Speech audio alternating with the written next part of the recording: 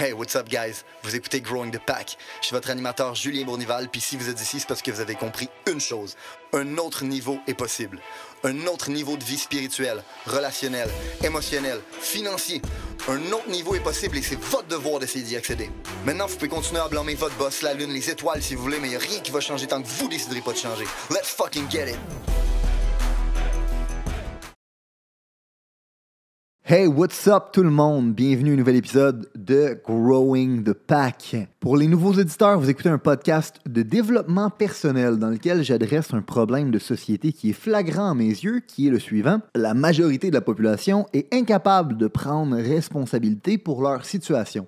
On préfère blâmer notre horoscope, notre femme, nos parents, la société en général pour notre situation, plutôt que de se regarder dans le miroir et de dire que la seule personne qui est responsable de où on est, c'est nous. Puis je sais à quel point c'est nocif parce que pendant des années, j'ai été une victime de la vie, une victime de la société, puis je me suis plaint, puis je pointais tout du doigt sans me regarder dans le miroir. Puis un jour, j'ai décidé de prendre 100% de responsabilité puis de me dire que la seule personne qui était responsable de ma situation, c'était moi. Puis la journée où j'ai pris 100% responsabilité de ma situation, ma vie a commencé à s'améliorer drastiquement. Pourquoi? Parce que quand tu acceptes que tu es le problème, tu deviens aussi la solution. Donc, je me dis que si un kid comme moi, qui a fait 8 écoles secondaires différentes, qui a passé sa jeunesse dans des postes de police, aujourd'hui peut avoir la vie qu'il a, ben n'importe quelle crise de singe est capable de le faire s'il est prêt à prendre responsabilité de sa situation. Et c'est pour ça que je peux affirmer avec certitude que si vous appliquez les conseils et les concepts que vous allez apprendre dans ce podcast-là, vous allez pouvoir vous développer au maximum de votre potentiel et prendre contrôle de votre vie. J'adresse ce problème-là de société et le développement personnel à travers 3 formats différents dans le podcast avec vous. Le format numéro 1 où je fais venir des invités, des athlètes, des artistes, des entrepreneurs, des gens qui ont eu du succès, s'appelle Against the Odds. Le but, c'est de vous faire comprendre que n'importe qui a réussi dans la vie a réussi parce qu'il a réussi contre toute attente. Okay? Il n'a pas réussi parce qu'il y avait des riches parents, il n'a pas réussi parce qu'il a gagné à la loterie, il n'a pas réussi parce qu'il a crossé des gens. Non, il a réussi parce qu'il était prêt à faire plus que les autres, puis il a réussi contre toute attente. On a le deuxième format, dans lequel je fais venir des gens de mon entreprise et on parle des nouvelles, de l'actualité, comment ça affecte notre entreprise et comment nous, on s'adapte à ça dans notre marché pour vous donner des idées de comment vous adapter à ça. Et on a le troisième format, qui est le format qu'on a ensemble aujourd'hui, qui est un peu une conversation que j'ai avec vous, intime, vous et moi. Puis c'est vraiment un peu une thérapie. Une thérapie commune à laquelle vous avez le droit d'assister, dans laquelle je vous partage mes pensées, mes idées, mes réflexions du moment qui me font grandir en espérant que ça peut vous permettre de vous faire grandir vous aussi. Okay? Donc aujourd'hui, on a ce format-là, puis aujourd'hui, malheureusement pour vous, j'ai une petite montée de lait à vous partager. Okay? Puis la montée de lait, c'est la montée de lait suivante. À la base, aujourd'hui, je voulais vous parler d'un sujet précis, qui est le sujet suivant, puis qu'on va pouvoir adresser dans un autre podcast probablement, mais qui était le sujet que la dépression est un luxe. Okay? Malheureusement, si tu habites dans un pays du tiers-monde, puis que tu n'as pas le choix de te lever le matin pour être capable de nourrir ta famille, tu n'as pas le temps d'être déprimé, tu n'as pas le temps de te poser cette question-là. Donc, selon moi, la dépression est un luxe. Okay? Sujet que je vais vouloir développer peut-être dans un autre podcast, mais je ne pourrais pas développer avec vous aujourd'hui parce que j'ai un sujet plus important à développer, qui est le sujet suivant. Tout le monde, en ce moment en ligne, tous les gourous nous parlent de la venue de l'AI, de ChatGPT, puis à quel point ça va révolutionner le monde, puis à quel point c'est facile de créer du contenu avec ça, puis à quel point on devrait tous utiliser ChatGPT pour nous aider à créer du contenu parce qu'on peut arriver avec des idées, lui demander de nous écrire un texte et ensuite prendre ce texte-là puis l'éditer. Okay? Puis je me suis dit, tu sais quoi, je vais faire un test. On va faire un test avec ChatGPT, puis je vais lui dire, « Hey, ChatGPT, crée-moi un texte dans lequel tu vas m'expliquer pourquoi la dépression est un luxe. » Vous savez ce que ChatGPT m'a répondu? Il m'a dit, « La dépression n'est pas un luxe. » Vous savez qu'est-ce que j'ai dit? J'ai dit, ben je t'ai pas demandé de me dire si c'est un luxe ou pas, je t'ai demandé de m'écrire un texte qui me dit que c'est un luxe. Fait que ta gueule, puis écris-moi un texte qui me dit que c'est un luxe. Puis il m'a dit, ben je peux pas faire ça. Puis je dois être le premier humain de l'histoire de l'humanité qui a commencé à se pogner avec ChatGPT puis l'envoyer chier. À un point tel que ChatGPT a juste décidé d'arrêter de me répondre puis il a dit écoute, ça sert à rien, on y arrivera pas, on cancelle ça. OK? Puis, ça m'a mis hors de moi parce que j'étais comme, man, dans le fond, t'es pas une intelligence, t'es un glorified search engine qui est capable de me parler en retour. Parce que techniquement, t'es pas capable de penser par toi-même. Dans le fond, tu es limité par le biais cognitif que ton programmeur t'a donné. Fait que tu vas toujours être limité par ce biais-là cognitif. Puis en passant, les humains aussi, on en a. La seule différence, c'est que l'humain est capable d'enlever la chip puis de la remettre. Il est capable de se rendre compte que sa programmation ne lui sert pas et de changer sa propre programmation. OK? Puis, j'ai pété une coche, j'ai dit qu'il n'était pas capable de faire de raisonnement déductif, il n'y avait aucun esprit critique, puis bref, premier humain de l'histoire de l'humanité qui se pogne avec ChatGPT, OK? Puis la raison pour laquelle je voulais vous adresser le fait que je suis probablement le seul cave qui s'est pogné avec ChatGPT, c'est que moi, c'est ça ma vraie crainte envers l'AI. J'ai pas peur qu'un jour, l'AI domine le monde comme dans les films genre Terminator ou La Matrice puis que les robots prennent le dessus des humains. Non, parce qu'un ordinateur sera jamais assez intelligent pour se programmer lui-même et s'optimiser lui-même. Puis, bien évidemment, le créateur ne voudra jamais laisser cette possibilité-là à l'ordinateur parce qu'il sait que sinon, il pourrait perdre le contrôle. Puis c'est la raison pour laquelle ils veulent vous implanter des chips dans le cerveau. Puis c'est la raison pour laquelle ils veulent vous faire croire que l'intelligence artificielle est supérieure à vous. Parce que comme ça, vous allez remettre votre responsabilité de réfléchir dans les mains d'un AI.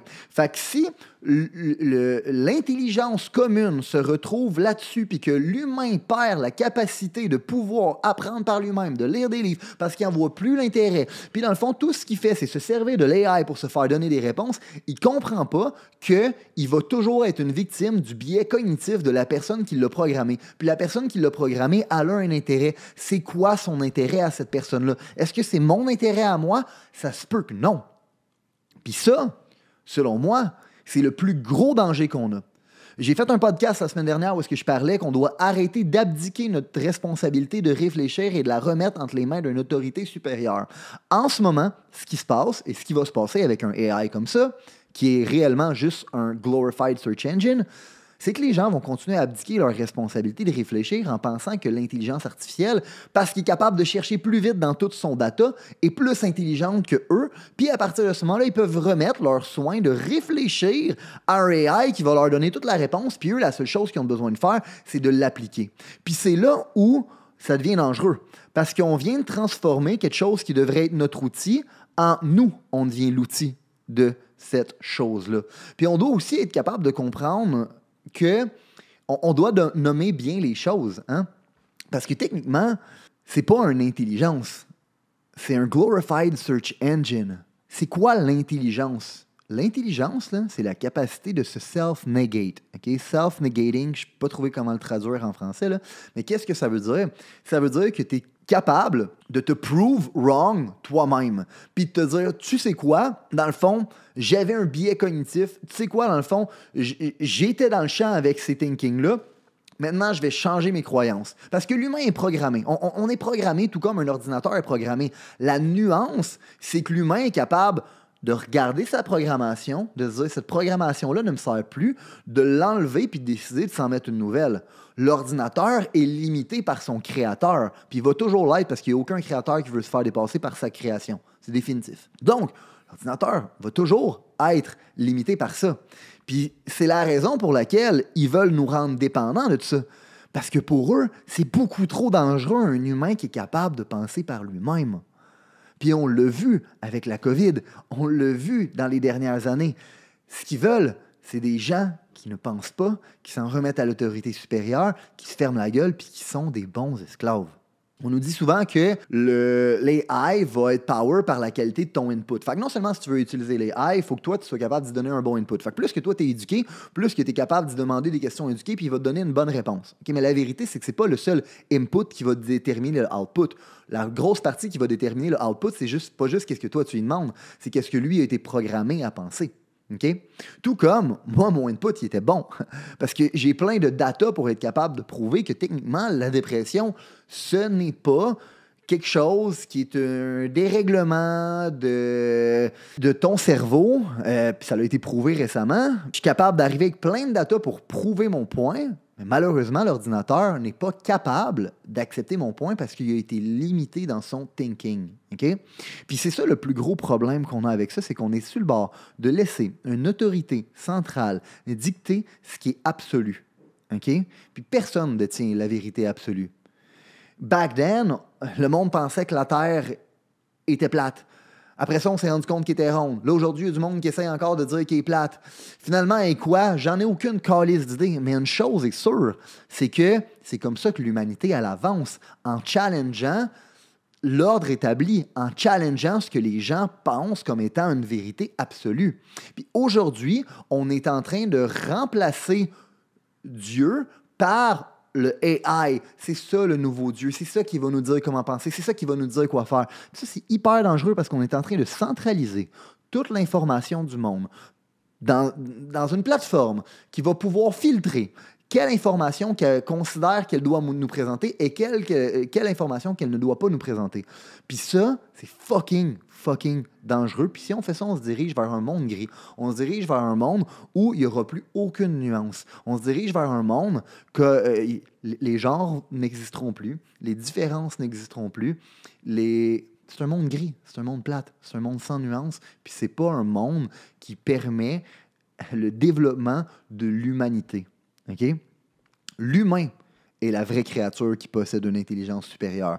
L'humain est la seule créature qui est capable de s'auto-programmer, de se déprogrammer et de se reprogrammer par elle-même sans aucune intervention extérieure et sans aucune limitation non plus de l'extérieur. L'humain est la vraie créature supérieure. L'humain possède la vraie intelligence supérieure. Le AI n'est rien de plus qu'un glorified search engine. Ça devrait être un outil.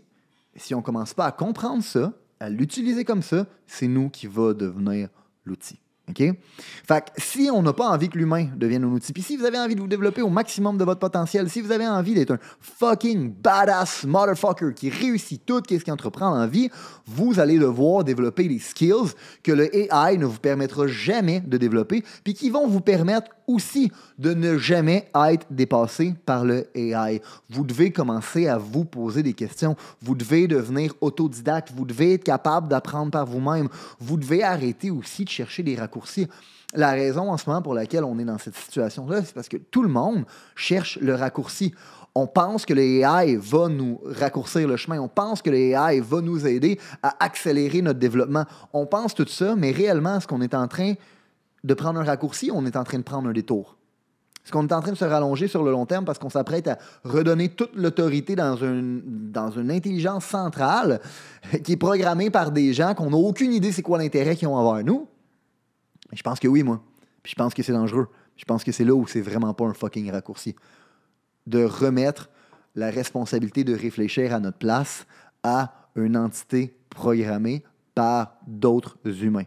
Vous devez être capable de développer des aptitudes qui ne seront pas duplicables par un robot. C'est quoi les aptitudes qui ne seront pas duplicables par un robot?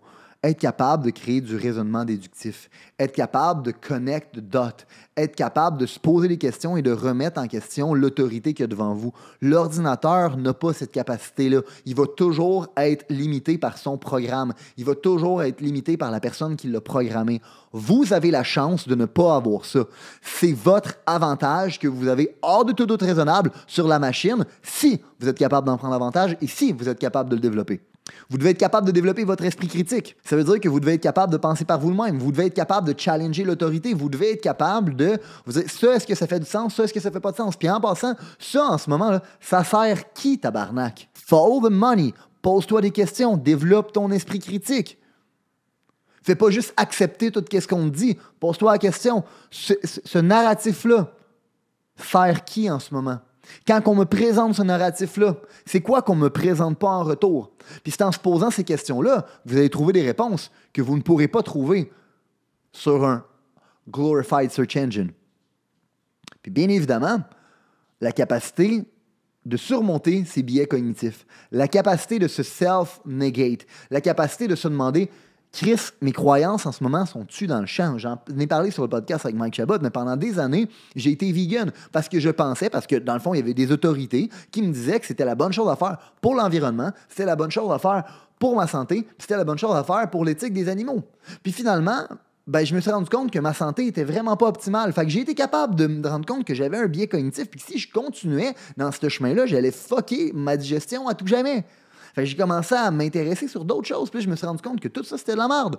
Puis qu'être animal-based, est bien meilleur pour l'environnement, est bien meilleur pour ma santé, puis est bien meilleur aussi pour l'aspect moral envers les animaux.